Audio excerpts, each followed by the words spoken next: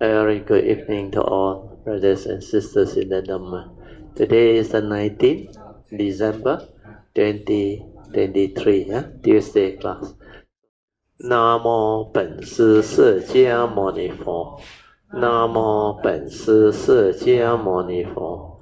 Namo 本师释迦牟尼佛。Namo 观世音菩萨。Namo 观世音菩萨。Namo 观世音菩萨。Namo 阿弥陀佛。Namo 阿弥陀佛。Namo 阿弥陀佛。Namo 弥勒佛。Namo 弥勒佛。Namo 弥勒佛。Namo 普贤菩萨。Namo 普贤菩萨。Namo 普贤菩萨。Namo 地藏王菩萨。Namo 地藏王菩萨。Namo 地藏王菩萨。Namo 佛菩萨。Namo 佛菩萨。Namo 佛菩萨。อะระหังสัมมาสัมพุทโธภะคะวะพุทธังภะคะวันตังอะภิวาเทมิ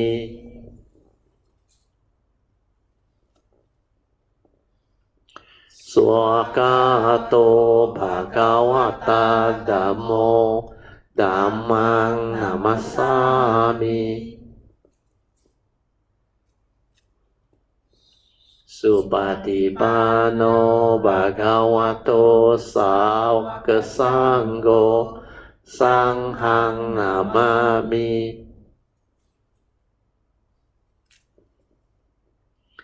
นะโมตัสสะภะคะวะโตอะระหะโตสัมมาสัมพุทธัสสะนะโมตัสสะภะคะวะโตอะระหะโตสัมมาสัมพุทธัสสะนะโมตัสสะภะคะวะโตอะระหะโตสัมมาสัมพุทธัสสะพุทธังสรณังกัจฉามิธัมมังสรณังกัจฉามิสังฆังสรณังกัจฉามิDutiyampi Buddhang Saranang Gacchami Dutiyampi Dhammang Saranang Gacchami Dutiyampi Sanghang Saranang Gacchami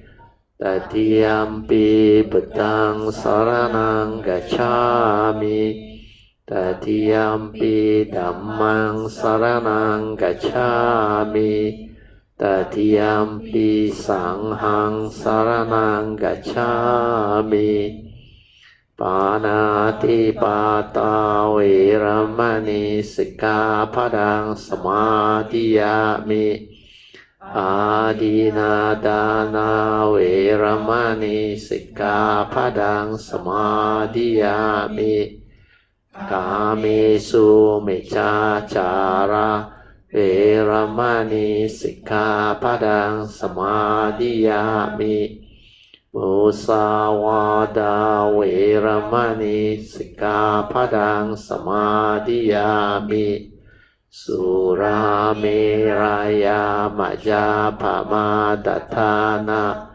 Veramani Sikkhapadang Samadhiyami Ganna sarapatithena dippena tamadangsina tilokatipang sambuddhang pujayami tamonodang ganda sambarayutena duppena hang sugang hina pujaye pujaniyang tang Puja bacana muttamang Vanna ganda guno petang Etang kesuma santatin Pujayami monindasa Siri pada sarorohe Pujemi bedang kesumena nena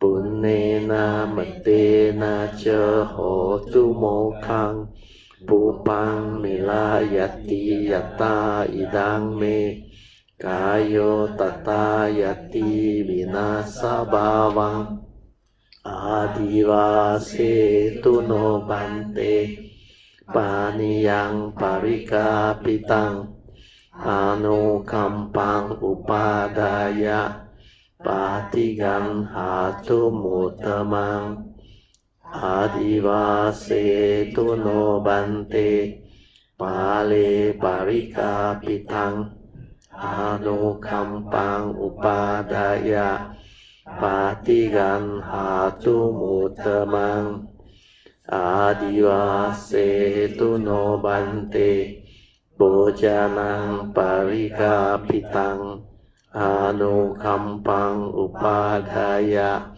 Patigan Hatu Mutamang. Puja aspiration based on our understanding of the significance of all this puja offering. Significance of offering of light. May this offering of light to the Buddha brings forth the causes and conditions to illuminate our mind and help arise the needed clarity and understanding to dispel all darkness or ignorance therein. Significance of offering of water. May this brook of clear, cool water lead us to the pure, clear Dhamma that cools and doses off the defilements of the fires of all defilements within our mind. Significance of offering of incense. May our morality, virtue, and understanding shine forth far and wide, just like the fragrance of this incense, which we are offering to the Blessed One, who is perfect in wisdom and virtue. Significance of offering of fruits. May this offering of fruits remind us of the Dana Parami of generosity and the fruit of our karma, so that we will diligently strive on with heedfulness to attain the path and fruition as soon as possible. Significance of offering of flowers. May this constant offering of flowers to the Blessed One strengthen our faith and constantly remind us of the impermanence of this body, so that we will diligently and sincerely strive on to cultivate Sila, Samadhi, and Panya, leading to ultimate liberation, the born-free Nibbana. Making of overall aspiration. By the power of all these merits born of these offerings, may our spiritual faculties of Saddha, Virya, Sati, Samadhi, and Panya be further strengthened until they become balas or powers, sharing and transfer merits to all beings. May these merits be shared and transferred to all beings without exception, especially to those who have the condition and affinity to receive them. Sadhu, sadhu, sadhu. Okay, let's pay respect to Puja. Buddhang Pujami, Dhammang Pujami, Sanghang Pujami.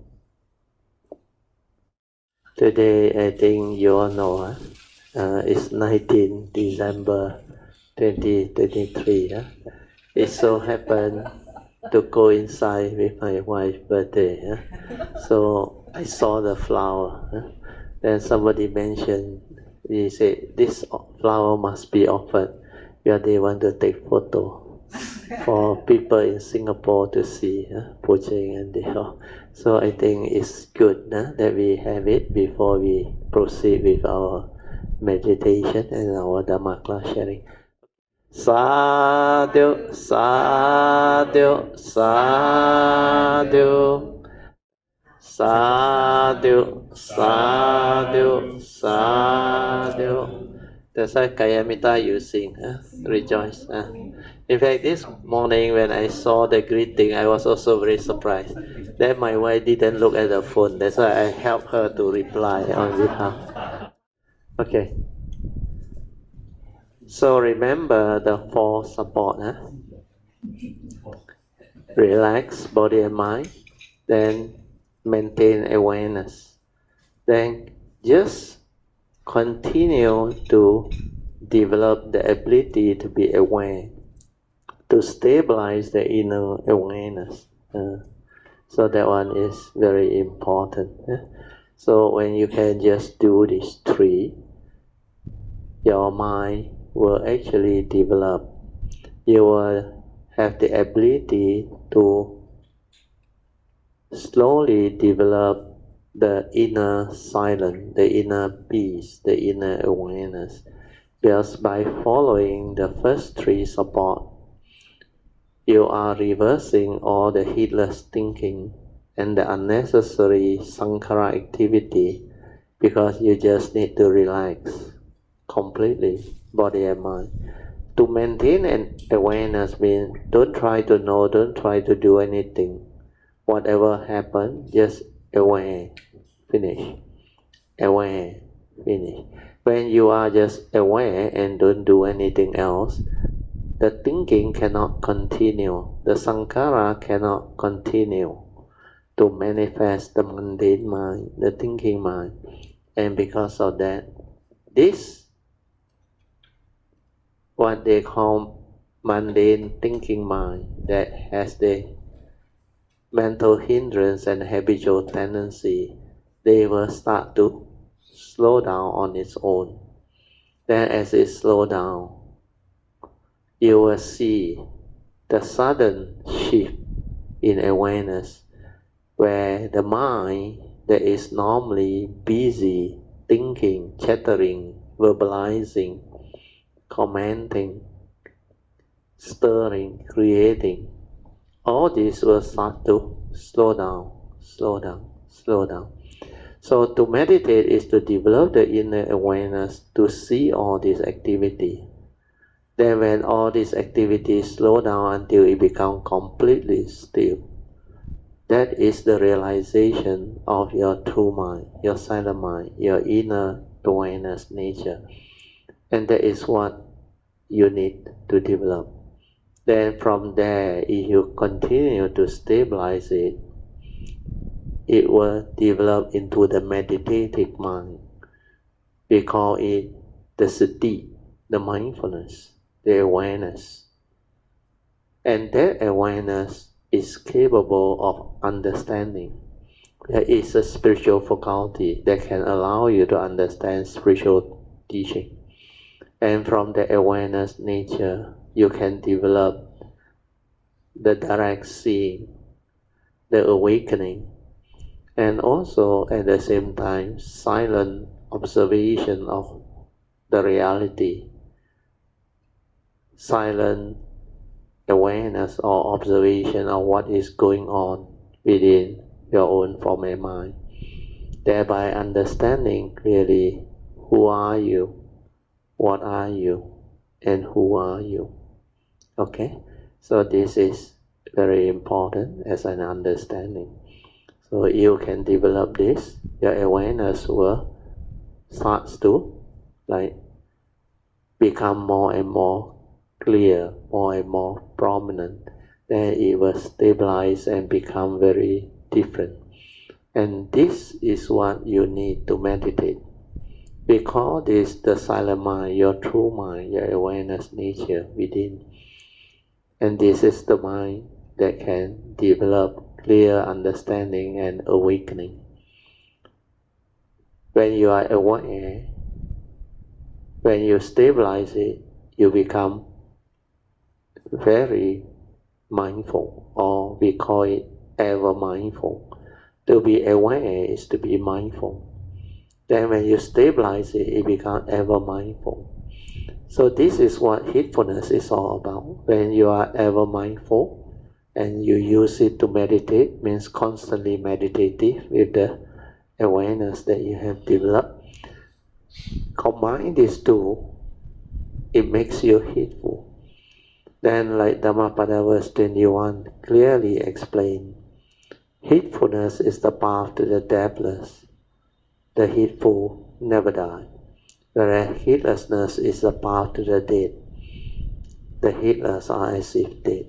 So when we understand this, Dhammapada verse 21, we will intend on heedfulness. And you will definitely rejoice in the rhyme of the Arya, as per Dhammapada verse 22. So Dhammapada verse 21, 22, 23, they are all related, connected to the Appamada Vagga. There's all of the Dhammapada verses on heedfulness, 20 of them, starting with 21, 22, 23, the first three. So understanding these three important Appamada verses leads to the understanding of the meditation as taught by the Buddha. And from there, you can develop the progress to understand his teaching. Otherwise, it's really not easy. Just relax, maintain awareness, then allow the awareness to stabilize. Don't try to know, don't try to do anything. Whatever that arises within your senses, just aware, finish. Any of your sense bases upon contact, aware, finish. Through this movement of awareness, you will start to understand a lot of things within your own form and mind. And self-knowledge develop on its own. And through this understanding, you will come to know a very profound understanding of who you are, what you are, and how you function as a human being. How you come into existence, and what is this form and mind is all about. Is it really you? Is it a permanent unchanging entity that you can cling onto, grasp onto, hold onto, and say, this is me, this is I? Then when you can see things as they are, your wisdom unfolds and you become different. Then when you completely develop this awareness to silence and allow this direct seeing to see things as they are and insight into phenomena to awaken to the three universal characteristics of anicca, dukkha and anatta, then your understanding transforms. You are no longer deluded, no longer conditioned by what your views, opinion, conditioning and belief system tell you. So this is what meditation is all about, to awaken to the truth, to awaken to what is the reality of life and existence, and to see clearly that this form and mind karmically conditional for us to come to this existential world, to live life, to go through life, to cultivate, to develop all the whatever vows and aspirations that you have developed while you actually arise. So all these are the understanding that can become very beautiful. Okay, now I will let you meditate on your own. You all can slowly, mindfully come out of the meditation. Try to maintain whatever inner peace, inner calmness, and inner awareness that you have developed for as long as you can. Invocation to the Devas. In this universe, in the entirety, let the deities or Devas come here. Let them hear the good teachings of the King of Sages, which gives heaven and release, Nibbana. This is the time to listen to the teaching. This is the time to listen to the teaching. This is the time to listen to the teaching.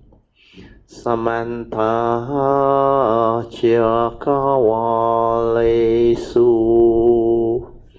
Atraha Gachantu Devata Saddhamang Munirajasa สุนันตุสักกะโมกขดังดัมมะสวนันคาโลอายังบาดันทาดัมมะสวนันคาโลอายังบาดันทาดัมมะสวนันคาโลอายังบาดันทานะโมตัสสะภะคะวะโตอะระหะโตสัมมาสัมพุทธัสสะนะโมตัสสะภะคะวะโตอะระหะโตสัมมาสัมพุทธัสสะนะโมตัสสะภะคะวะโตอะระหะโตสัมมาสัมพุทธัสสะอิติปิโสภะคะวะอะระหังสัมมาสัมพุทโธวิจาจารณสัมปันโนสุขโตโลกวิดูอนุตตโรปุริสธัมมสารติสัทธาเทวมนุสสานังพุทโธภควาติสวากขาโตภควตาธัมโมสันติติโกอาคาลิโกเอหิปัสสิโกโอปานายิโกปัจจตังเวดิตา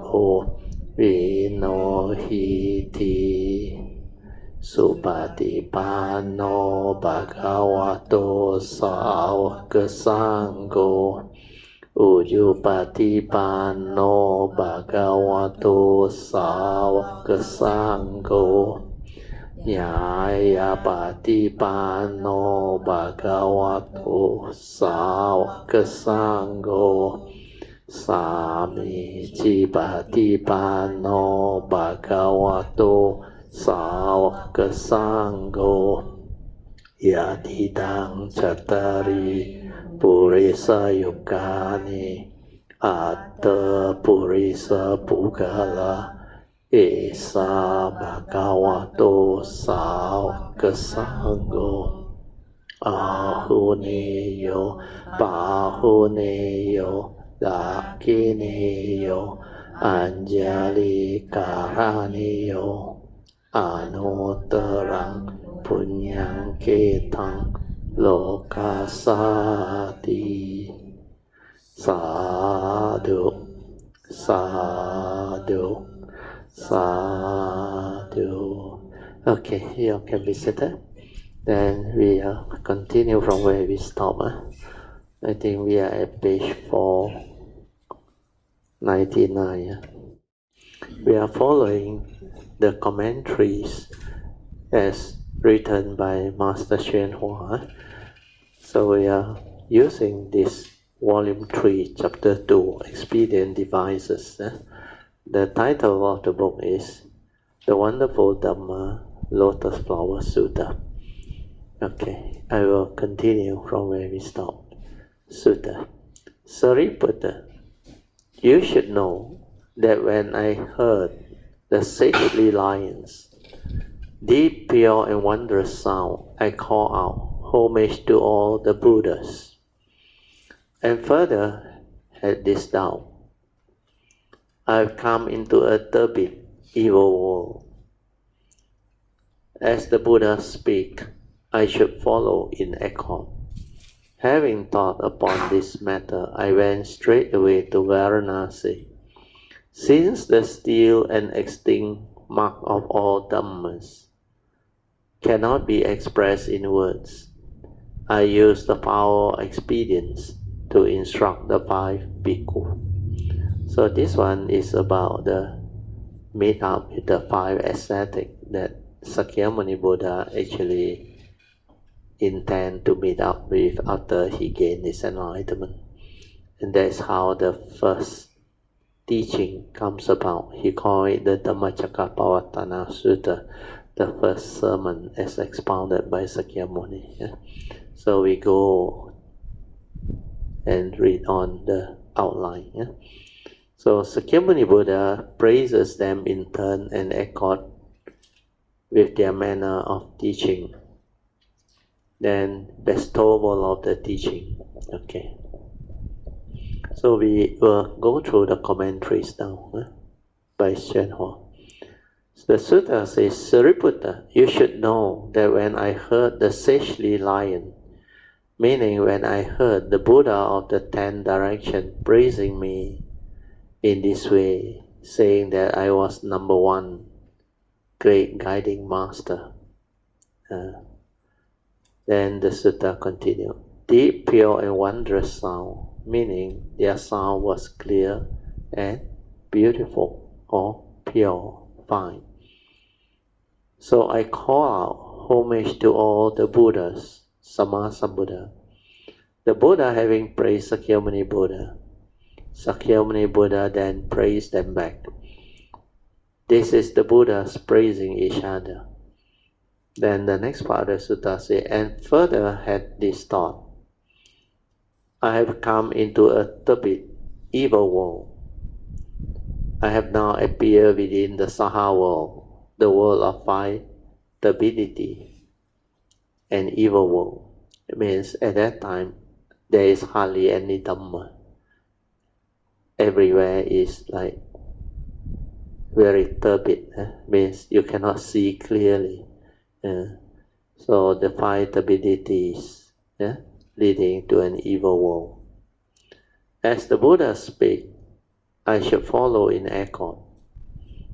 The commentary's explanation is, since I have come into this evil world, I shall speak the Dhamma in the same manner as all the Buddhas of the 10 directions.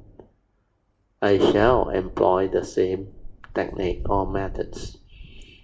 Then the sutta continues, having thought upon this matter, meaning when I have done thinking over this thing, I went straight away to Varanasi. Varanasi is the deer park where the Buddha delivered the first sermon to the 5 ascetics. Then the commentary said, why do they call it the deer park? Once there were 2 deer kings living there. One deer king was a former incarnation, many births and many eons ago of Sakyamuni Buddha. He was the compassionate deer king. The other deer king was a former incarnation of Devadatta. So there was a story. At that time, the king of the country often went out to hunt deer. He took many people along with him and killed many deer on an expedition. So many deer were killed that they were on the verge of becoming extinct altogether. The 2 deer kings had a meeting and decided that the deer king, who was to be a Sammasambuddha, would go present a petition to the king, begging him for clemency. What kind of petition shall we present? Asked the deer king, the other deer king. The compassionate deer king said, we shall tell the king that every day we will send him 2 deer for his food. Then our herds will not become extinct, and the king will have fresh venison every day. I am sure the king will agree to this. If he does not, pretty soon we will all be dead, and he will not have any deer meat at all. Besides, he cannot possibly eat that much meat. I will bet he lets most of it rot. The deer king Devadatta said, okay, let us go. Ask him. And the 2 of them went to the palace to present their requests. When they arrived at the gate, they met the palace guard, who immediately drew his sword to slaughter them. Don't kill us, the 2 deer cried. We have come today for an audience with the king. We want to present him with a petition. The guard was quite taken aback. Weird, he said. talking deer. And he ran to tell the king that 2 talking deer, for heaven's sake, had come to see the king. The king raised an eyebrow and looked at the guard. Talking deer? Oh yes. Well, tell them to come in, and we will see what kind of strange creature they are. The 2 deer came in and politely spoke with the king. You have been hunting our herds, Your Majesty, and many of our deer have been killed. You cannot possibly eat that much meat every day, can you? If you keep it up, we will disappear altogether, and you will not have any meat to eat. So we have a petition to present to you. Every day we will send 2 deer to you to eat. Then you will not have to go hunting, but you will have meat to eat every day. At that time there was no refrigeration. If you continue to kill us at this rate, at the rate you have been, you will wipe us out. The king was already surprised to hear deer talking like people. He thought their request was logically very sound, and agreed. Every day you can send us 2 deer, he said, and that is just what they need. So one day the deer king, who was to be Sakyamuni Buddha, appeared in the palace gate as food for the king. The king recognized the deer and said, You are the king of the deer. How can you offer yourself? Have all the other deer in the herd been eaten, or what? The compassionate deer king said, Not only was there remain deer in our herds, but their numbers are increasing daily. We 2 deer king each watch over 500 deer. Of the 500, only 1 goes each day as an offering to your Majesty. Every day many fawns are born. So now our retinues have redoubled several times over. But now, for a special reason, I myself have come as your daily offering. But why? Asked the king. Today's deer from my herd came with no problem. But in Devadatta's herd there was trouble.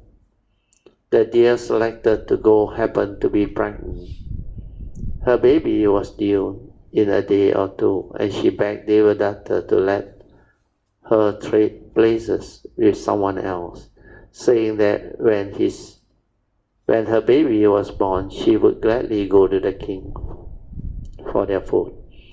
But Devadatta would not hear of it. She came to me and asked me if a deer in my herd would trade for her. None of my deer wanted to go, of course. So I volunteered myself, and here I am. When the king heard this, he thought, how strange. Basically, deers are living creatures, just like people. Why should I eat deer meat every day? They have feelings, just like people do. Then he chanted a verse. You are a person with a deer's head, he cried. And though I am a person, I am just a deer inside. But from this day forward, only vegetables I will eat. I will never eat meat or eat another living being's meat. You have the head of a deer, he said, but your heart is extremely kind and compassionate. Your heart is even bigger than that of most human beings. Now I may have a human head, but my heart is not as good as that of a deer. So from today on, I am not going to eat meat. And so the king was moved to become a vegetarian. This is the reason that this particular place was called the Deer Park. It was a place of blue mountain and crystal clear stream. there were many cultivators there. In the past, Sakyamuni Buddha had 5 fellow cultivators. 3 were relatives on his father's side and 2 were relatives on his mother's side. They followed him when he left home and cultivated with him. However, 3 of them could not endure the suffering and ran away. Sakyamuni Buddha, while meditating in the Himalayas, ate only 1 sesame seed and 1 grain of rice a day. 3 of them could not take it and ran off to the deer park. 2 remained with the Buddha. At that time, the Buddha was so thin that he looked like a heap of firewood. Then a shepherdess, brought him an offering of rice, gruel, and milk, or they call it the milk rice. This must be Sujata. The Buddha was very pleased and ate it. His 2 companions exclaimed, "He is finished, he is useless. He will never realize the way. What a glutton." Someone gave him some milk, and he drank it. Cultivating means enduring suffering, and he can no longer endure it, obviously. We are not going to stick around with someone like that. Let us go. So the Buddha was left all by himself. Later he went to sit beneath the Bouquet tree. One night he saw a bright star and awakened to the way. Sakyamuni Buddha endured a great deal of bitterness in his cultivation. And we ran into a bit of difficulty and cannot stand it.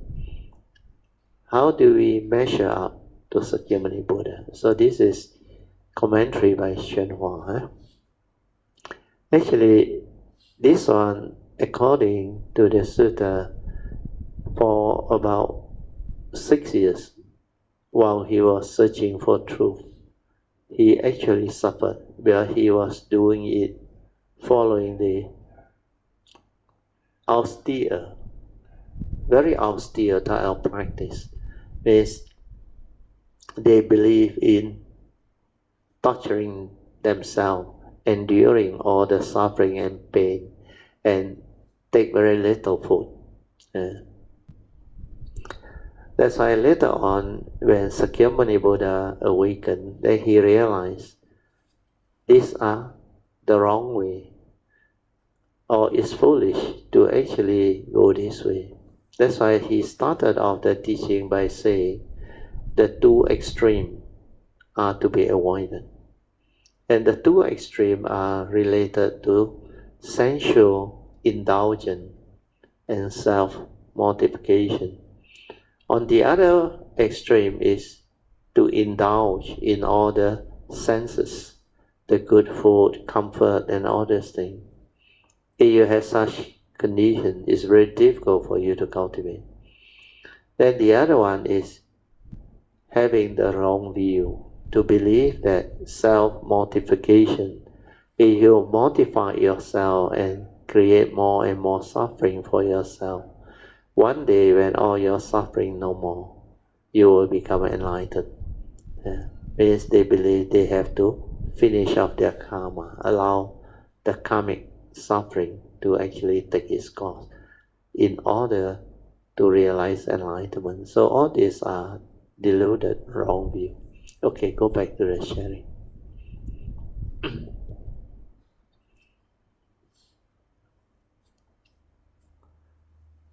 Then the next part of the sutta says, since the still and extinct mark of all dhammas cannot be expressed in word, means the still extinction of that realization that Sakyamuni Buddha has come across underneath the Bouquet tree, they are so profound, so extraordinary, that it's so difficult for people to understand. There is beyond word, beyond thought.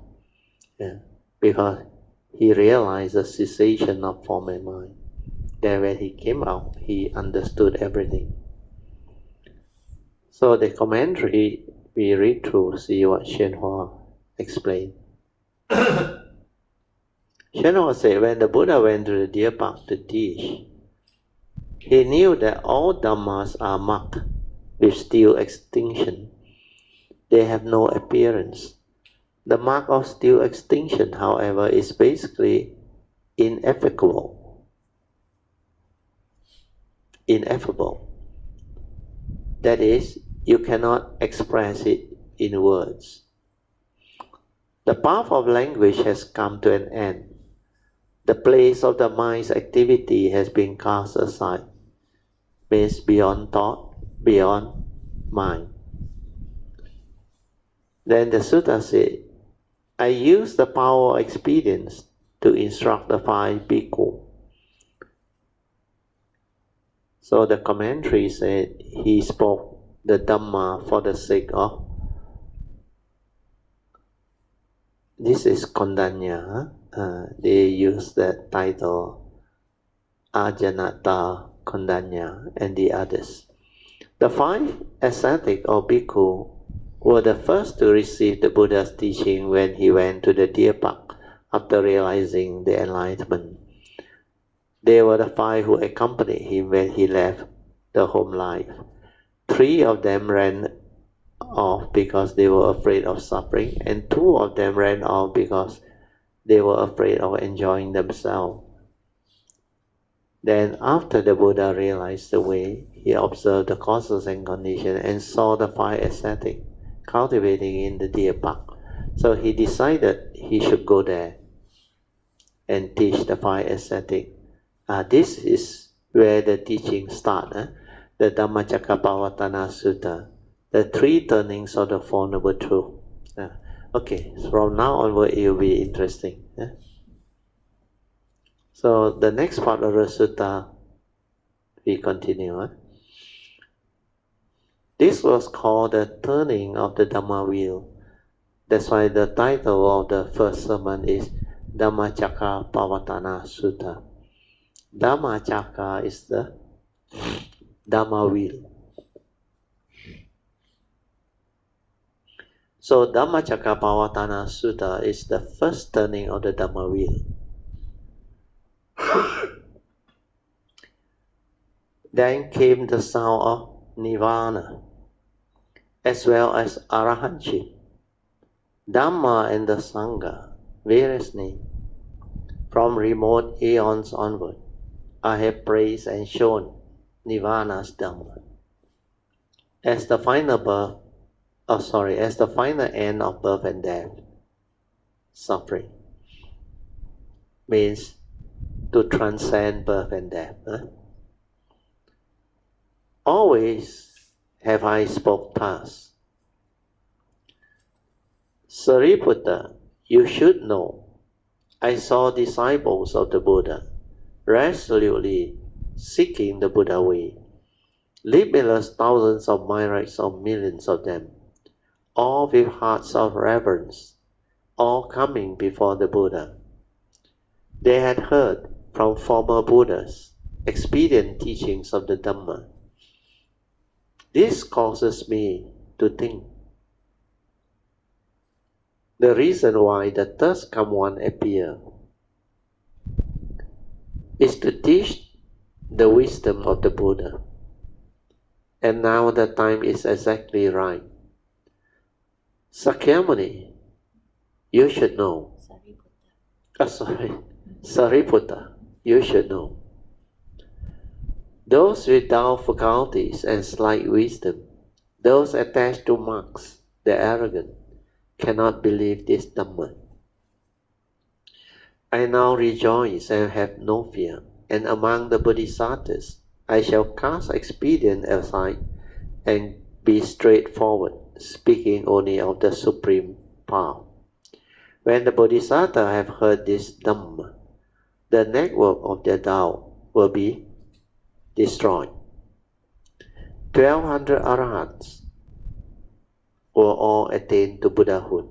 So that was the sutta part. Then the outline. The receiving, the practice, the realization, and the entry into the teaching, resolving doubt, revealing the actual.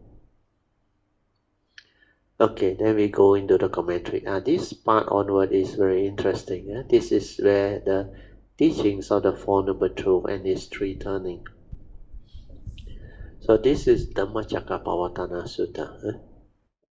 The Sutta says, this was called the turning of the Dhamma wheel. What is meant by the three turnings of the Four Noble Truths? The Buddha expounded upon the Four Noble Truths in three ways,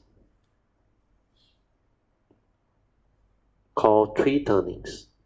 In the first turning, he said to the five bhikkhu, this is suffering. Its nature is oppressive. This is the origination of suffering. Its nature is destructive. This is a cessation of suffering or extinction. Its nature is that it can be certified too. Then this is the way to enlightenment or to cessation. Its nature is that it can be cultivated. So this one is the Mahayana's expression of the first turning. But according to Theravada Sutta, Sakyamuni Buddha just proclaimed all the Four Noble Truths as we have studied them. So this one, if I'm not wrong, the Mahayana they summarize it. They didn't go into this. So the first turning is actually not this. The first turning is actually the proclamation of the Four Noble Truths as it is. Means the first Noble Truth of dukkha. Sakyamuni Buddha say there are 8 causes and conditions, or what we call realities of life and existence. When you confront them without understanding, suffering is the result. So, under the proclamation, the Buddha mentioned, birth is suffering, old age, sickness, disease, and aging is suffering. Then, separation is suffering. Then, to be with the one which you don't like is suffering. Then not able to get what you want when things don't go your way is suffering. Then finally, the 8th reality, he said, in short, it is due to your security that condition you to grasp and cling onto the 5 aggregate of form and mind, or the so-called living being or living being. Is suffering, means the 5 aggregates of grasping, clinging, attachment is suffering. So this is the proclamation, the Noble Truth. But they summarize it by saying that this is suffering, but they didn't recite the proclamation. Then he just explained its nature is oppressive, means cause a lot of unnecessary mental and physical suffering. Then the second Noble Truth is actually the proclamation is different. Under the second Noble Truth, the Buddha says, whatever that gives rise to suffering under the first Noble Truth is reality. There is a cause behind the origination of suffering, and the cause is very simple, is it? It is sakkayaditthi that conditions us to grasp and cling and hold on to this 5 aggregate of form and mind that I call dukkha. So, craving is the word that the Theravada tradition actually use. That's why craving, tanha, become a very powerful word. So, craving, there are 2 types, positive and negative craving. Then under the teaching, there are 3 types of craving. Craving for existence and craving for non-existent. Then the first one is kama tanha, or sensual craving. Yeah. So here, karma is K-A-M-A, not the K-A-R-M-A. That one is karmic karma. This one is sensual, kama tanha. So sensual craving is the first craving, and that one, through the senses, you attach and you cling. Then the other craving is craving to be, bhava tanha, to become somebody, to become something, to excel in whatever. Then the last one, when you find it very troublesome and giving rise to a lot of problem, then you decide not to have that type of life. So the third type of craving is called vibhava tanha, craving not to be. After you have gone through the process, especially for us living beings, when we go through our career path or whatever, striving, at first we aim for promotion, to become promoted to more senior position. Then finally our aim is, of course, to become the top in the organization, the CEO position or the MD's position or what. But then as you climb the corporate ladder, you realize there is a lot of problem, a lot of backstabbing, a lot of uncultured way of politics. So all this actually create a lot of stress in the process. And in order to actually go through all this, all those who went through the process will finally come to realize, because of all the backstabbing and all those unscrupulous activity within the corporate world, somehow one day you will also end up no more there. Yeah. And when that thing happened, actually before that thing happened, most of them will realize it's better not to sit on that seat, because it's a hot seat, really, really hot seat. Very popular, everybody aiming, and they can do all sorts of unscrupulous activity in order to get to that seat. So this is what they say, craving is the cause of suffering. So the three types of craving we need to understand. That's why sensual craving is to be restrained. Means you must have what they call discipline, to abstain or restrain from all this temptation within life, within existence. So sensual craving can actually bring about a lot of downfall, or what we call deluded activity. So when you have craving for the senses, you will actually violate the precepts. You can actually scheme, plan, and actually try to do all those shortcut things to get what you want. So that craving force is very strong. Then when you cannot get what you want, when things don't go your way, when your expectations in life are not met, the negative craving manifests. You become angry. You develop envy, jealousy, hatred, dislike. So these are the positive and negative craving force driving the living being. We call it the duality of life. Your like and dislike, pleasant and unpleasant sensation. Then craving to be and not to be is to enhance the saccadity, the self-delusion. So all this within the proclamation, when you understand, the first turning can be very beautiful.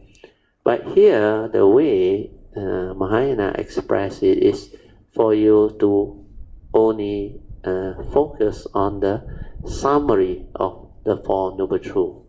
But as far as my nature understand, the proclamation are more important. The proclamation is very beautiful. Like I always explain to you all. The first Noble Truth is the Noble Truth of Dukkha. Means this is a Noble Truth by itself. When you understand this Noble Truth, you can become noble ones, enlightened one. So the 8 conditions that can bring about suffering, if you don't have the Dhamma understanding, these are the realities of life and existence that each and every living being, no matter who you are, if you live life long enough, you will have to confront them. So confronting this reality without understanding, the resultant is suffering. That's why we sometimes call it the realities of life and existence. Or sometimes you can put it as there is another word to describe this first Noble Truth. We call it I forgot the other word already. It's when you confront them without understanding, you suffer. That's why it's called the Noble Truth of Dukkha, suffering. Then you have to listen attentively to the 8 conditions to understand that these are reality. And when you are subject to this reality, if you cannot have the wisdom to come to terms with it, to be at peace with it, then it will condition your suffering, because you will deludedly grasp, cling, and attach to all this due to your sakkaya or self-delusion. And especially the first 4, birth, old age, sickness, and death, like what Sakyamuni Buddha has been teaching the devotees and the disciple at that time. He introduced the 5 daily contemplation to let cultivator of the way understand the significance of this first Noble Truth reality. So under the first 3 daily contemplation, he said, this body of ours is of the nature to be born, is of the nature to fall sick, is of the nature to pass or to die, for it has not gone beyond old age, sickness, and death. Means this physical body is not what you think. Means this one make up of only the 4 elements. No knowing, can never be you. So this physical body goes the way of nature. That's why it's subject to nature's forces and conditions. That's why it says it's of the nature to grow old, get sick, and finally die. Whatever that is born will go the way of nature. So this understanding, when you contemplate and reflect every day, that's why it's called the 5 daily contemplation, the first 3, then you will not develop the delusion.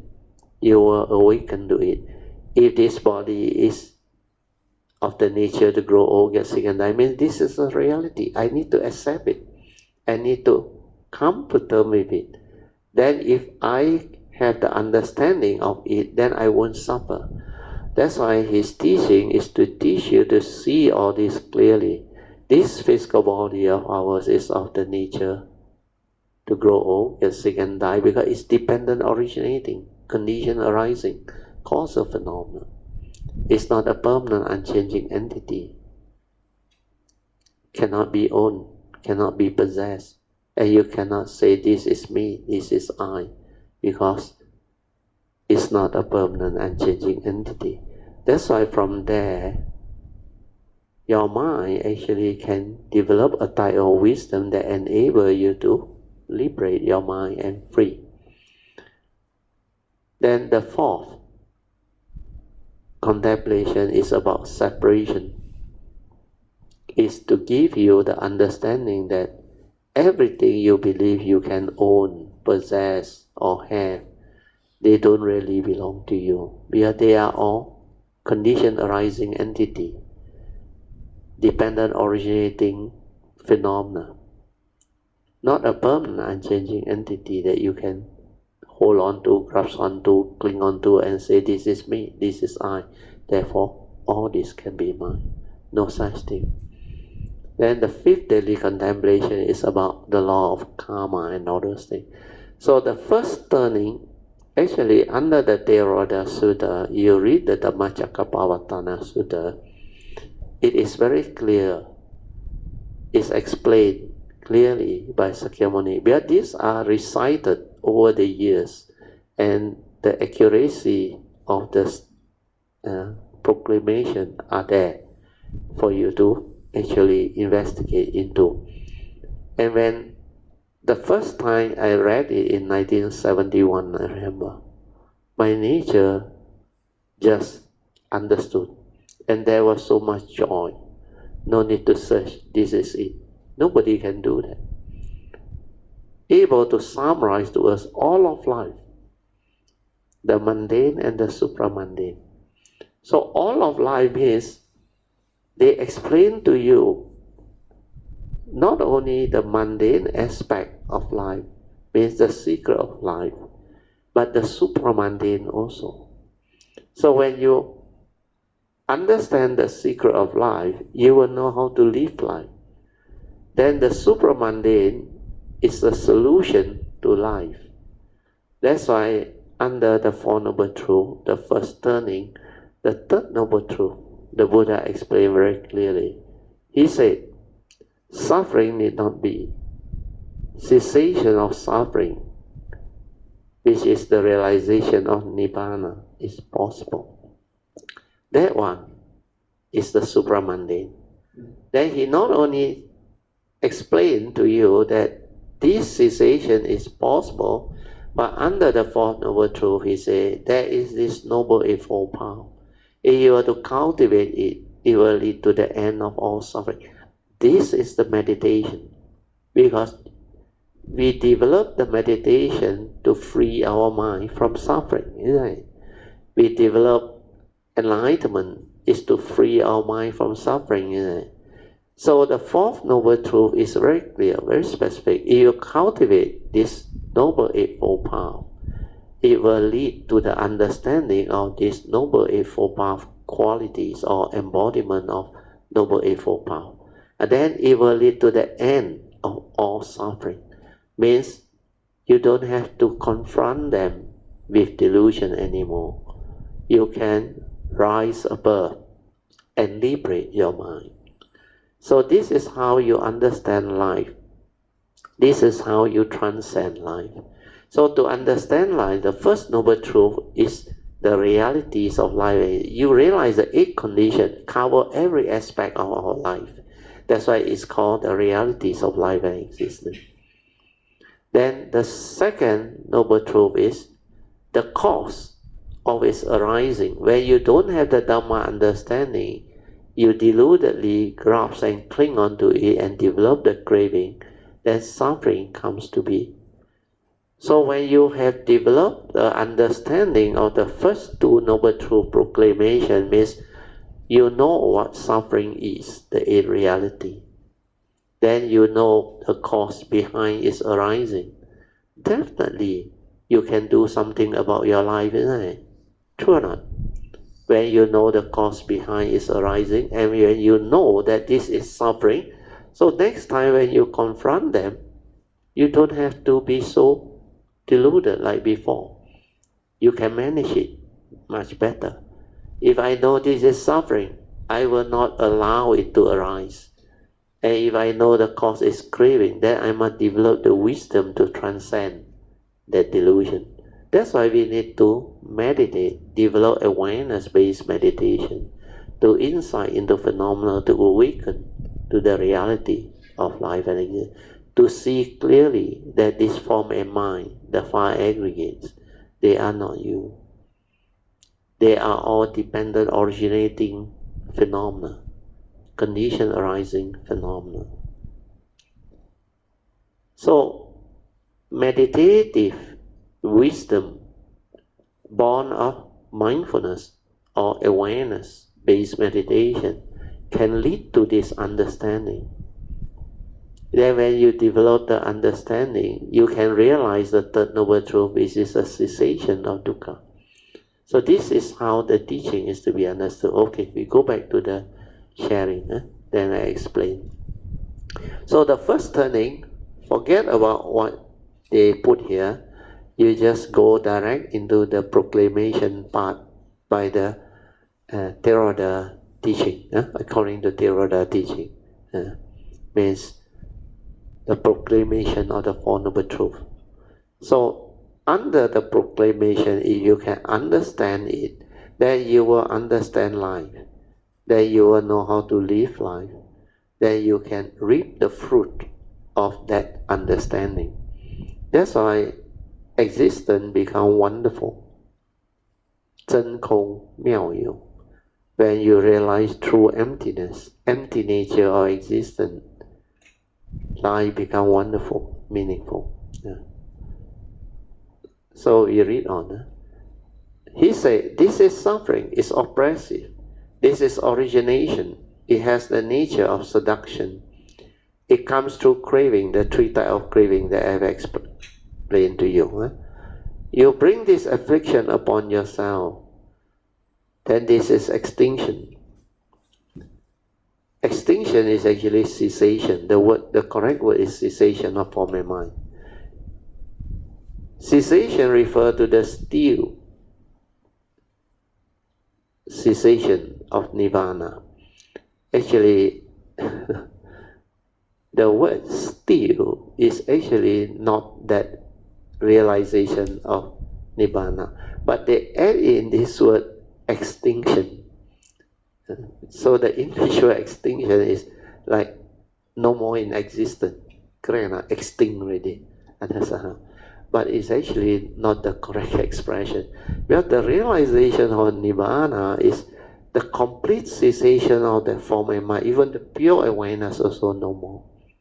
That's why it's beyond word, beyond description. You cannot talk about it, but there is no concept, no word, nothing. The whole thing ceases. The mundane mind realizes itself and ceases. Even the pure awareness to be aware, also no more. So that still extinction, in fact, stillness is not nibbana. You understand? When there is no thought activity, then the pure awareness, the true mind, which was originally there, they will manifest.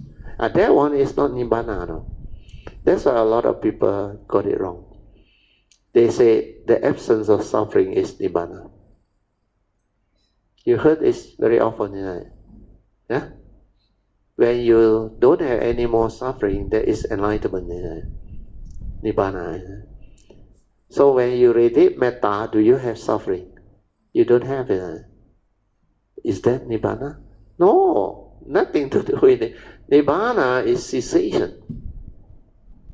Even that pure awareness nature, when you realize your true mind, the silent mind, without any sankhara activity, without any mundane aggregates, that is still not nibbana. That is just your pure awareness nature. That is just your pure mind or your true mind, your silent mind. We call it the tranquility and stillness of mind. Means that mind is completely still, tranquil. No thought activity, no sankhara activity, no movement at all, completely still. And that is still not nibbana. That's why they have to use word like still extinction. Actually, it's not. The correct word is cessation. 苦寂灭 cessation. Everything ceases. So extinction refer to the still extinction of nirvana, which is four virtue of permanence, bliss, true self, and purity. So this one, the Mahayana actually use word to describe. That's why it cannot be described. You cannot say it's permanent. You see, when you realize that, means it's not somebody realizing it, The form and mind that realize itself cease, understand?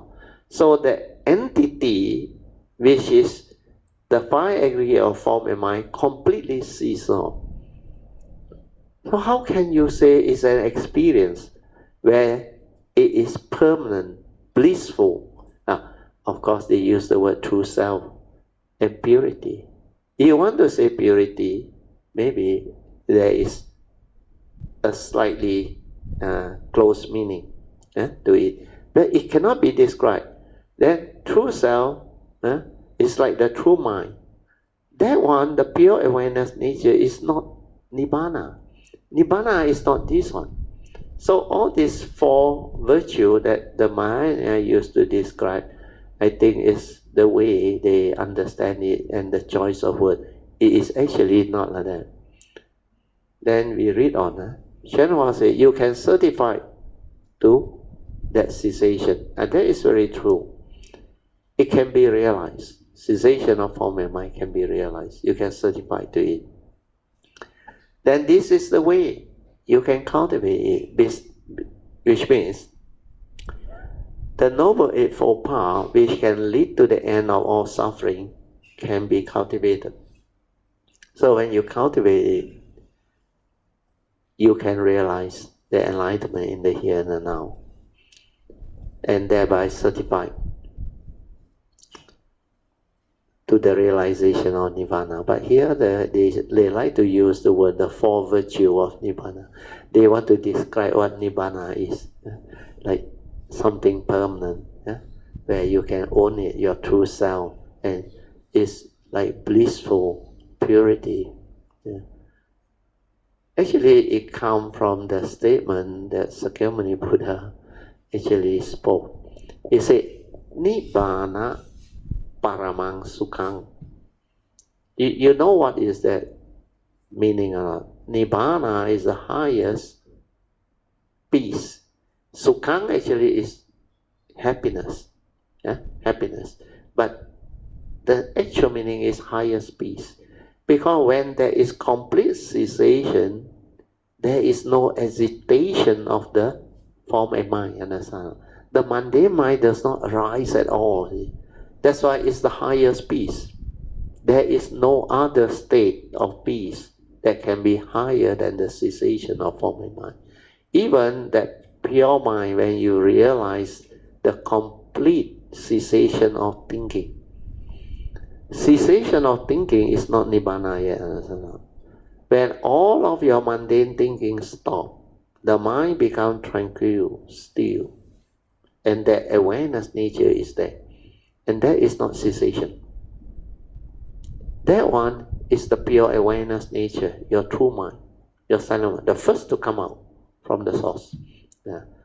So understanding that is very important. Okay? You go back to the sharing. But Mahayana like to use that four thing. So anyway, we just leave it. For you to develop your own understanding, you must tell yourself, unless you go through that cessation, you can never understand what this is. So just let things be. Then in the second turning, this one is very beautiful. Second turning, I think we stop here. 9:53 already. Okay, we mark here. Then we stop here. Then I explain the next session. But we have to wait till next year. Today is our last class for the year. After that is Christmas already. Then Thursday class cancelled because Pamasri not back yet. So we will suspend all the other classes until next year. I checked the date, first week of January. First is holiday. So have your holiday. And also, a lot of us, I think, may have to prepare for New Year and all those things. So my wife also telling me, December month and January have to prepare for New Year. Okay, so we managed to get the date. Okay, so which means 2nd of January is Tuesday. So we can have it on 2nd of January. We will resume 2nd of January. Okay.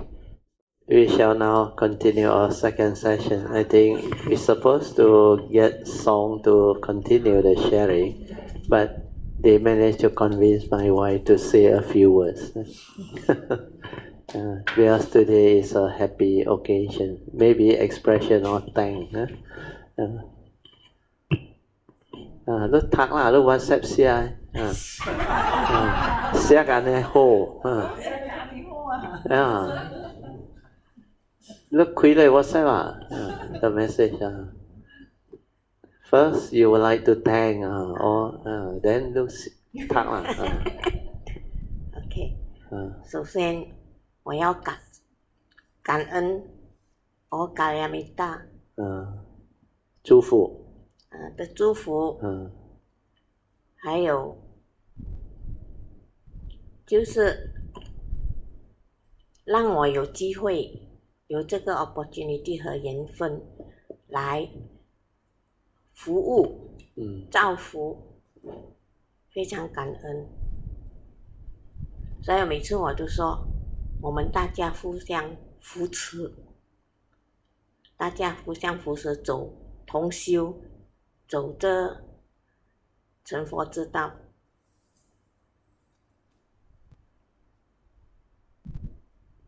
我很感谢 Brother Teoh， 很感恩他一直提拔我，虽然每次都被骂，但是骂得很开心，因为他真的是很真心的教导我，因为我有时候也很 stubborn， 他每次敲头咯，被敲，但是大家都知道每个人都有个人的习气，还是要一直怎么样，就是说一层一层的去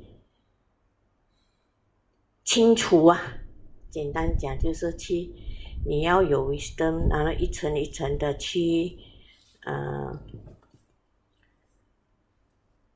明白了，然后你悟到了，你就会不再执着，然后你就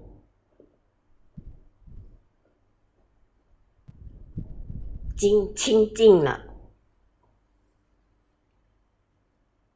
很多都是自找的，自找麻烦，自找你看到的时候你看全部自找的，但是没有办法，这是我们自古以来从我们无明开始一直到现在已经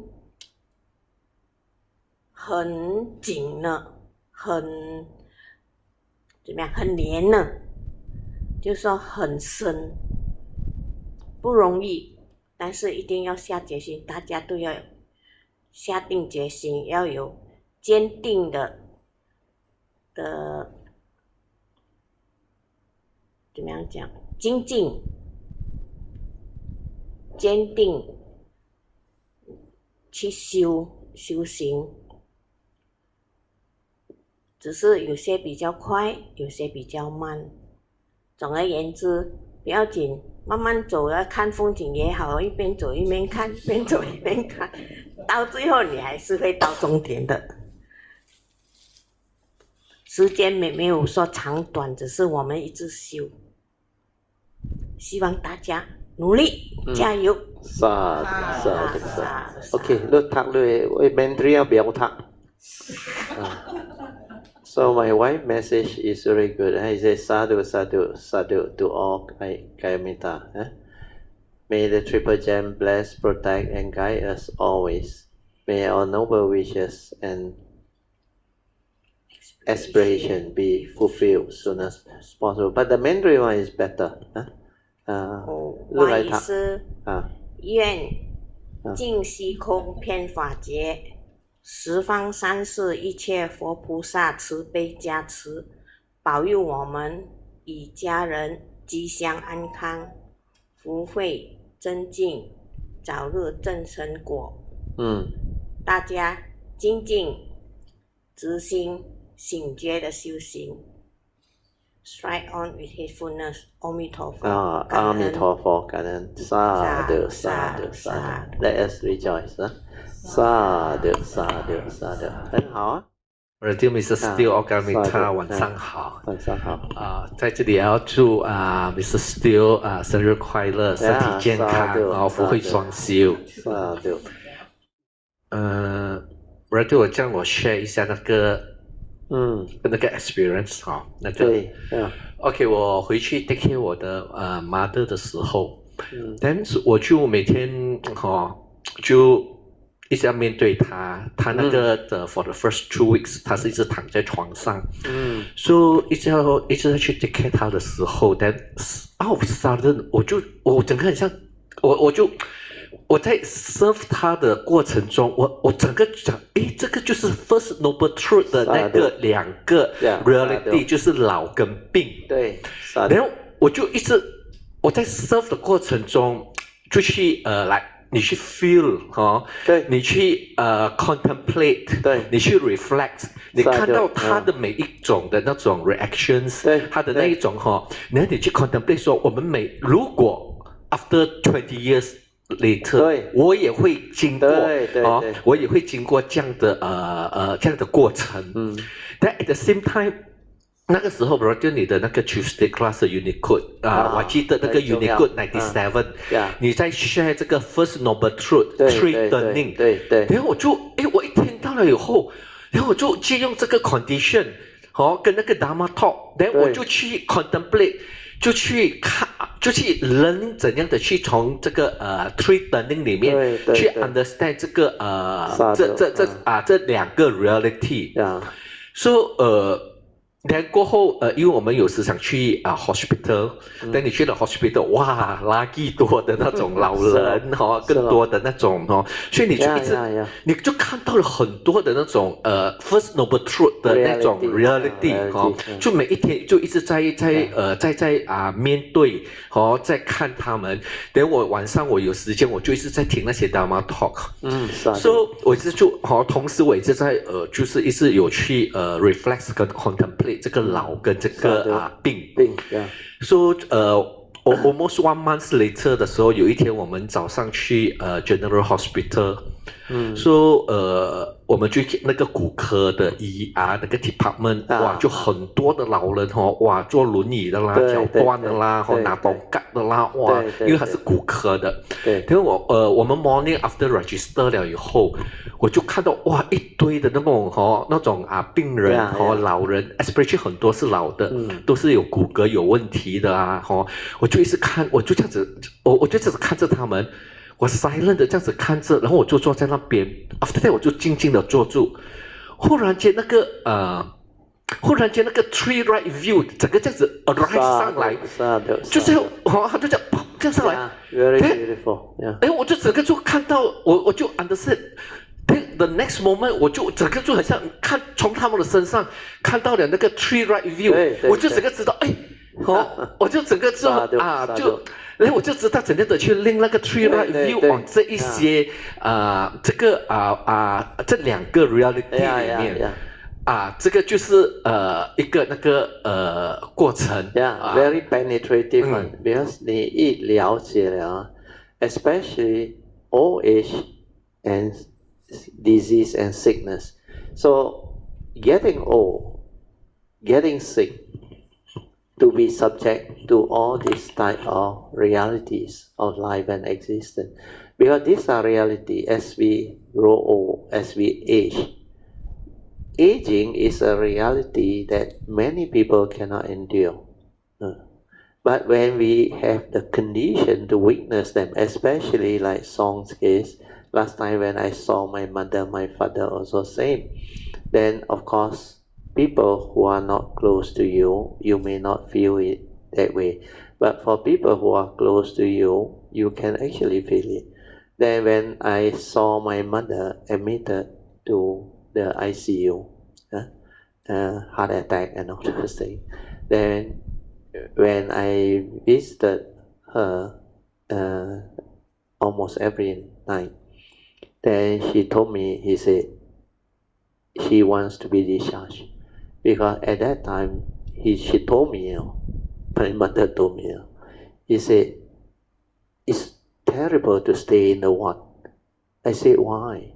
He said, every day, so many people die. Because her that ward is a lot of heart patients on. A lot, actually, anytime can go on. Then at that time, she was lucky, because when we admit her, because UH, the facility, was actually quite good. Then she get admitted. But later on, because the third class ward become like too many patients, they don't have enough bed. Then some of them, they just let it like along the corridor, wait to be admitted and all those things. So there was a lot of pain, a lot of suffering. Then my mother, very sensitive to all this. When people die, she knows. Then the moment I reached there, the next night, he said, she wants to be discharged. I said, okay, no problem. Then we talked to the doctor, and after that, we arranged for her to be discharged. And she got the medication, then she came back. That's why she was on the medication.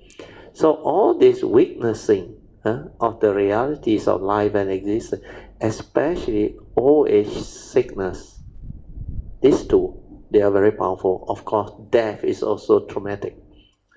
So what Song saw a lot in the hospital was where most of the patients, especially, he said orthopedic, 骨科, you got a lot of... Geriatric ward, is it? No, orthopedic, I think. Orthopedic. Geriatric ward for the old people. No, this one is 骨科, bones, fracture and all those things. Not that thing one, they are different. This one is the mother had a fall, then the operation, then they got to fix back the bones and all those things. So that one is orthopedic. Where I got a classmate very good in Penang, orthopedic surgeon. So there you will see and witness a lot of all this. So if you don't have the Dhamma to understand all this, you cannot go through one. You will suffer. That's why you can see a lot of old people actually confronting all this without understanding. They really suffer. And I managed to talk to Chi Wei because the son has an accident and the wife also go through the kneecap operation. Then those Kayamita that actually went through the operation, actually you hear direct from them, the pain is excruciating pain, very severe pain. And like Chi Wei told us, he said the wife have to take painkiller to endure. But the mind was very determined because they have the Dhamma. They know they have to endure and they have to actually go through the physiotherapy and all those things to recover. Otherwise, it will deteriorate. So all this is what we call, that's why under our 4 basic vow of the Bodhisattva, the second one, you remember? To endure and severe all suffering.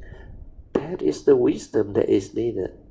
Because all this reality, when it comes, when you confront them, first you need to endure. Well, these are reality. Before you have the help from the hospital or the medical team and all those things, you have to endure, understand not? Because that is a reality. I always say we got 2 choices. To accept the reality, endure, and be able to be at peace with it. The other one is attach, cling, and become miserable always. You can go and complain. Do what you like. Cry, shriek, all things. But these are reality. So when you have the Dhamma understanding and wisdom, you will know how to endure. Then finally, through that understanding, You were awakened to that reality. Like I said, the analogy given by the Buddha is very good. The feeling, that condition, craving, that is the link. That's why he said the three right view came very clear. You will develop the understanding. Then that second right view is paticca samuppada. Feeling, condition, craving, they become very fast, like instantaneous, and you straight away grasp onto the pain and all those things. But when you know that feeling is like bubble, arise and pass away, arise and then you silence your mind, you maintain awareness. Then you really see it arising and passing away. It's just that consciousness. But when you deludedly grasp and cling onto it, thinking that it's you who is suffering, the suffering multiplies, magnified, and you really become miserable. Yes, I went through it in the early days when I was having that, I told you, pulse, not really pulse, fistula. I was having the fistula in my anus there, the buttock there. Then finally I went through the operation. Before that, before they do the IND, you know the pain is actually very severe, but that is the reality. And I knew I had to do something about it, I had to attend to it, but I went through it because it really, the thing really grow until inside there, all the blood has become pus, P-U-S, nana. And that one is very painful one, no. But I can endure because I was able to silence and be with it. Then when I went and see my classmate, he asked me what happened. I said, I need you to help me to check what happened. I said, very painful. Then he asked me to lie down. Then he said, this one, very kaula one, he said. So he said, I will do an IND for you. You will have immediate relief. Oh, really? IND. You know what is IND? Incision and what is D? Drain, understand not? Incision and drain, understand not? So he drained out the pus, everything. Oh, you feel relief. Then he said, don't be happy. After 3-4 days, it will come back, he said. It will haunt you again. Then he said, don't worry. I got a specialist who is an expert in this, he said.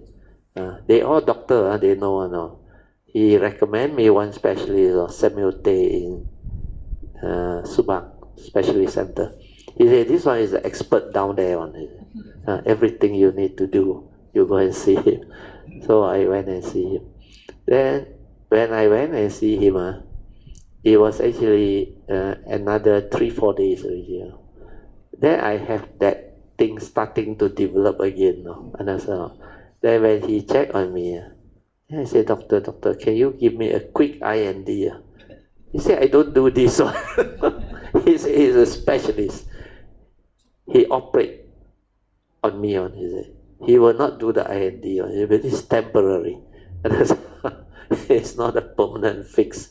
So it's like that one is non-Dhamma way. That is not a permanent fix.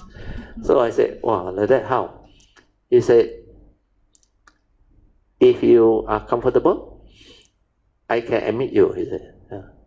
I said, when is the earliest day? He said, anytime. When you're free, you come. He said. Then after that, I told him, I said, I'm flying off to US, LA with my family. 4 days later. I said, after the operation, how? He said, like that. I will arrange a ring for you to sit, he said. You know what is a ring or not? So that my buttock don't touch the seat. So that there's an empty hole there. Oh, I say like that. Never mind I say, okay lah. I say 4 days. Well, I confidently say no problem. Well, I understand. I can endure. So I said, after the operation, how long? He said maybe 2-3 hours, and my one end up 4 hours. Because he said got 3, fistula. Not 1 or 2, he said got 3. He put his finger in, he turned one round, he said got 3. Then the three, he said, when he was doing the surgery, the last one take a while, he said. So it ended up 4 hours. That's why I know when they put the anesthesia, or what they call, is it called anesthesia? When they knock you off. Actually, I can maintain awareness if I want to. So when he said ready, I say ready. Then he count. When he count, I maintain awareness until 7. No. Then I decide no point. I said I might as well let him knock me out. I want to find out what it is. After I let off my awareness, pop straight away blank. But this is not nibbana. Don't get it wrong. You got no memory of what happened at all. Because the anesthesia or the chloroform or whatever they use actually numb the part of the brain that is responsible for all the memory. Understand? Like they completely knock you off. So I remember after 4 hours, I didn't know it was 4 hours. I thought maybe not that long. Then when I regained consciousness, I was admitted at 1 something before 2 p.m. I look at the watch, 6 p.m. already, 4 hours. Then I felt good because I don't feel anything at all. I was under that anesthesia. Then the surgeon came. He said, "You are lucky." He said, "I managed to clear all the 3 for you." He said, "But it took a while." He said, "So luckily the anesthesia guy, he said, he know how to put long enough, 4 hours. He said enough time for him to do." Then he told me to actually do that one. They call it salt water. He said half an hour. I sat there for almost 45 to 50 minutes, I think. I feel very good when I sit there. That thing operated. Actually, I don't feel pain at all, nothing at all. But it's the healing process that people worry about. I supposed to take a plane which is 21 hours to LA. But that time I know how to meditate. That's why when he asked me, "You need the ring or not?" Oh, I say no need. After the second day, I can feel that it's okay already. I can. And then he teach me and my wife how to do the flushing and the cleaning. So luckily my wife helped me. So because of that, I went through there. Then I know when they really knock you off, you completely off. But that is not nibbana, please. But the nibbana, that the form of mind go in is different. The cessation, a lot of things happen. The brain all shut down, everything. Then it go in. That one no need chloroform, nothing. No need to numb anything. It just cease. Then how it come out beautiful. But this one, under anesthesia, the chloroform one, you come out, you cannot witness the nibbana come out on that thing. Cannot. You just become conscious again straight away. So the whole process is, but that blank period, that 4 hours, no memory, nothing, is in a way similar, but it's not really that thing. We are the one that go in and come out on the form and mind, understand how that thing is, and he let you see the creation process and how the cessation go in also, even know. But the one through this numbing one is different. So because of that, this noble truth, the 3 right view, with regards to karma, you don't take care of karma, don't develop that right view and right understanding, you cannot endure, you cannot confront. There is no way normal living being can actually go through it. So most of them suffer. And how much you suffer depends on your karmic past. And also your Dhamma understanding. If you have good karmic past and good Dhamma understanding, most of the time you don't have to suffer so much. You will meet the right doctor, you will meet the right people, and you will recover beautifully. And then you will know how to endure all this, and you will have no problem. That's why ability to endure and severe. Severe means through wisdom, you severe it through understanding, you liberate your mind. Because the consciousness, moment to moment, feeling remain as pure feeling. Only when you deludedly allow it to grasp and cling and hold, then that thing become like very, very severe, very severe. Yeah. So the second turning is very beautiful. This noble truth of dukkha is to be understood. To understand it, you have to go through, like what you did. Although it's not you, your mother, but it's beautiful, yeah, related to you. Yeah. So all this understanding is what the cultivation is. When you cultivate accordingly, like I always say, the second turning, this noble truth of dukkha is to be understood, means you can only understand when there is condition for you to witness it, understand, and experience it. So either yourself going through that injury or that sickness or disease or what. Then like now, I'm going through those aging phase. And before I reach this, my father already shared with me a lot of things. And asked me to take care or whatever. So when I attend to them, even my mother, I actually learn a lot of things from them. But the body is the body, like he said. Song said, you can see the mother. But the mother don't have the Dhamma, those things. You see the way they go through aging, old age, sickness, and the suffering. They actually cannot cope one. But when the loved one is with them, they felt better, understand? Like the son, song, and the sister, when you take care of them. That's why this is your karmic inheritance, fellow piety, care, and all those things. So when you do all this, you actually give them hope, give them joy, give them faith and all those things. So they can actually benefit. So all these are related to real life happening, or what we call real life Dhamma, the living Dhamma. So understanding all this can actually bring forth very penetrative wisdom that will lead to the awakening to the first noble truth reality. We call it Yoniso Manasikara. That's why that code 97 is very good. The first and second turning wisdom, that is the one you need. Then from there, you can see, like he saw the three right view, the law of karma, the paticca samuppada, means you can see how suffering comes to be, how the arising of the mental hindrance, how the attachment, the craving, the clinging, the grasping, and all those things. Because without that awareness nature, you cannot witness all this, you cannot understand all this. Very good. Continue, so another 4 minutes, very fast. Never mind. 我这一个半月在马六甲照顾他的时候go through 了很多的你在照顾的过程go through 了很多，每一天你看住他就从那种 suffering 怎样子慢慢的 recover， 你是 witness 他，对，然后我发现到我也不一样了。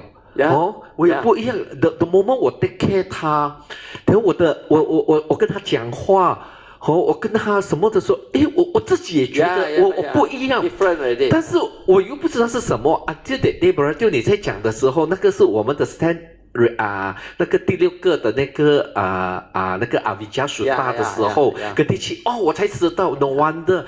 当我在跟他讲话的时候，我会很想，你会来。顾到他的感受，你讲话小小声，不会去 hurt 他，就是 your sense restraint there already. The sense restraint. 然后过后，就是我在 serve 他的时候，我也发现到，怎么我也不一样了的。对，我讲以前我不是这样的，以前我不是这样的。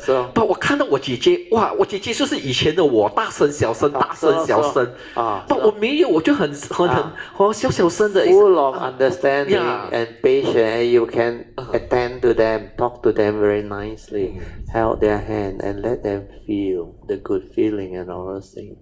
So the joy and all this. And this is what Dhamma is all about. That's why that understanding develop the transformation in the individual, the sense restraint, because you become sensitive. Then you understand the law of karma, relationship, fellow piety and other things. Then you sometimes can also reflect on what they have done for us. They give us life.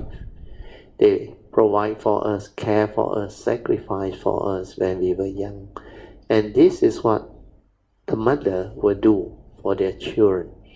So now is the time for you to care for them, to develop what they call love and what they call compassion towards whatever they go through. Because aging, disease and sickness, these are reality that living being has to confront. And the one that is confronting is our parent, understand? What more? That's why we will go all out to understand them, to care for them, and to provide for them, and to really talk to them in a way that they feel very good.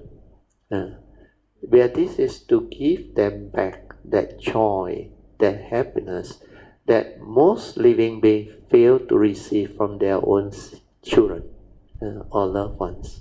So these are very beautiful understanding and sharing. Very good. 我有发现到怎么我在跟他讲话的时候很多的 love， 很多的 compassion， 整个就是不一样。Then 我每一天晚上我都有跟他做按摩，因为他的脚很痛。Then 我每天晚上做按摩 ，Then 又跟他换那个跟他换那个伤口的药。当我一打开，他的那个 operation 的伤口有8寸这样长。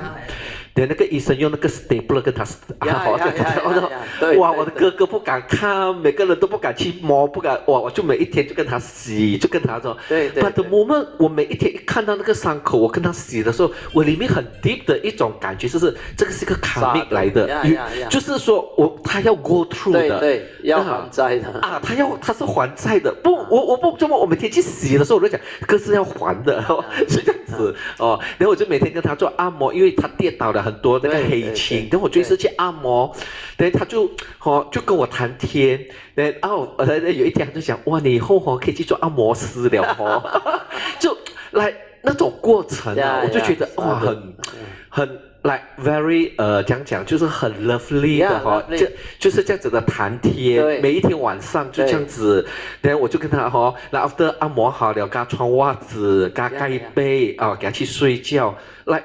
他就是 during that period， 他就很 trust 我。So they feel the joy. 对，他什么事情都叫我。Your own children taking care of you with sincerity and understanding. That's why they were known and they feel you one. That's why my mother, my father, they like me. Especially my mother when I held her hand. Oh, she feel very good. She felt very good. 很好。就这一次我回去了以后，然后我对这个 Dharma 的 understanding， 哇，的看法完全不一样。因为是从你去 action 了，因为我在 serve 在 action 的这个过程里面，我 understand 的这个 Dharma， 而不是只是单单的只是做 contemplation， 只是做 reflection。这次是因为你的 body 是 in the action，in serving， then 你可以。actual 的去 feel 到，去看到，那种对 Dharma 的 understanding 是完全的不一样的，不一样了，很深了的。这个就是那个 second turning 的depth，the depth of the second turning. Under the second turning, this first noble truth, the Buddha said, is to be understood. How can you understand it? You have to confront it, or you have to attend to somebody whom you love, or close to you, and then you can actually develop the understanding. Because when you are mindful, aware, observant, all this understanding will surface.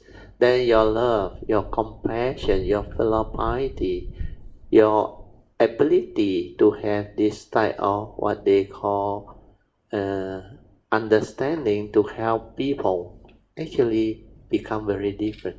That's why that time, just like what Song went through. Actually, that time you hold them, you feel very good. Although it's my mother, my father, they very especially my mother that time 89 years old, even 87. I actually accompany her go up the staircase. I saw her coming down very slow. Then she needs support. I helped her. She felt very good. Then she told me, now go to mall. She need a wheelchair already. But short distance she can walk. Then she will talk to you very nicely, share a lot of things with you. That's why when you attend to them, they actually appreciate. The joy is there. Very good. Sadhu. 很好。时间大了，我们的 sharing 到今天。OK 了，we rejoice first 你要 summarize 有什么要 summarize？我这一次回去了，我这样子看到了以后，我觉得这个Buddha Dharma 是非常的重要。对。without understanding， 哇，这个你 go through 这个 life，especially 这个 reality 的时候，真的是一个 suffering。对。所以那个 understanding 一定是very important，especially the wisdom。对。所以我也觉得我们很 lucky， 我们能够有这个机会来接触到这个佛法。especially 个 Brother 一直在我们一直每个礼拜来上课，来 understanding， 来 deepens， 来 cultivate。我觉得我们每一个人一定要去在努力的去努力，一定要。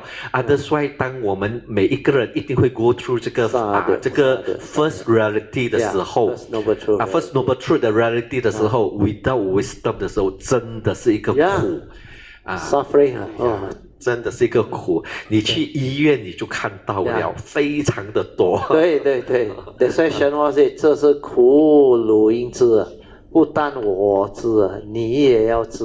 Means not only I know or understand what it is, you also have to understand it. Otherwise, you suffer. That's why the Mandarin expression is very good. I can remember what he said that time. 这是苦如因知来的。Very beautiful. You must also understand it.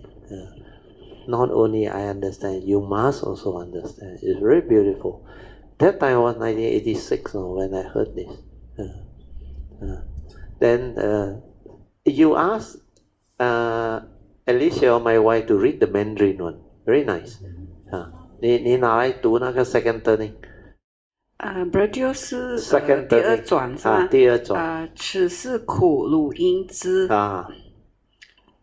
此是集如因断。此是灭如因正。此是道如因修。对。So the fourth turning, the expression is very good. But this one is just the expression of the second turning by Sakyamuni. But when Hsuan explained, it's very good. He elaborated on it. So all these are very beautiful. When you have the understanding, you listen to the one that have the Dhamma explained to you. You really go in. I remember 1986. That's why after I heard that, I straight away knew the four turning, the four noble truths, the three turning, the Mahayana and the Theravada, slightly different. But they are beautiful. And that one, nobody need to teach me, My nature from the past, understand it very fast. Okay, let us rejoice. Sadhu, sadhu, sadhu. Okay, we shall share merits. Then we end. Akasata ca bhumata devanaga mahindika punyang tang anumoditwa Cirang rakantu loka sasana Etta wata camehi Sampadan punya sampadan Sabbe deva anumodantu Sabba sampati siddhya Idang menya tinang hotu Sukhita hontu nyatayo Idang menya tinang hotu Sukhita hontu nyatayo Idang menya tinang hotu Sukhita hontu nyatayo Devo vasatu kalina Sasa sampati hetu ca Pito bhavatu loko ca Raja bhavatu dhammiko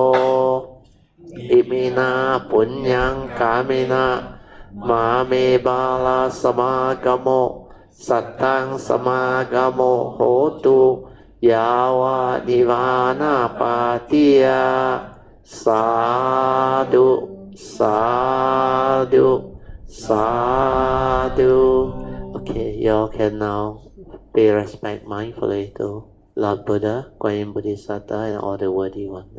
Then we end the whole Zoom session. Sadhu.